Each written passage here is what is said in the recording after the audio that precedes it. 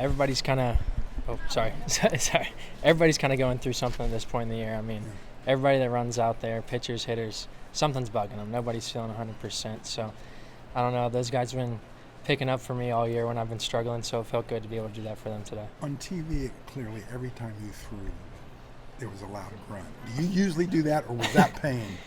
I don't normally grunt too much. Sometimes I'll let one out, but that was probably more pain. Okay, that's what we were hearing, right? I mean, that was yes, sir. Were you afraid that you weren't going to be able to continue when it first flared up? When it first flared up a little bit, when Coach Jarrett first came out, because when I sat down after the first inning and I went back out there, it tightened up a lot more, and it was a little bit more painful then. And then after that, I kind of worked through it, just had to stay moving in the dugout and keep it loose. Can't just sit around and let it tighten up like it did after the first inning. Yeah.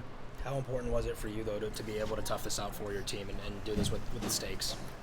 It was awesome. I mean, like I said, those guys have been picking up for me all year. I've been, especially the second half, I've had a really rough second half of the year. I've struggled, and it seems like every time somebody comes out of the pen and really picks up for me, or the offense scores 8, 9, 10 runs like they did today. So it just felt really good to be able to step up and get us through the first half of that game and get us going.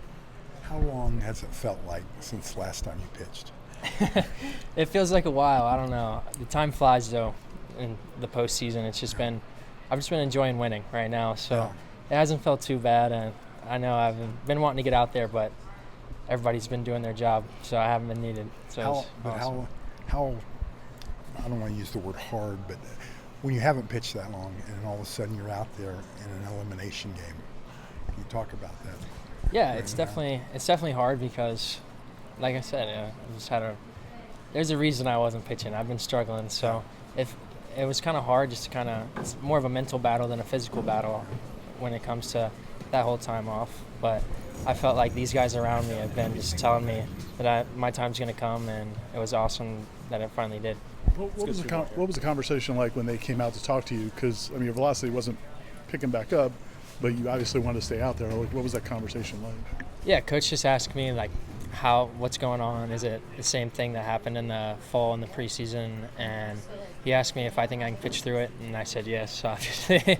And he wasn't really loving the idea. And then I told him to let me throw a couple more warm-up pitches. I just needed to kind of loosen it back up after sitting around in the dugout for a minute, and it'll feel better. And then let me throw a couple more, and those ones were better than the other ones. So.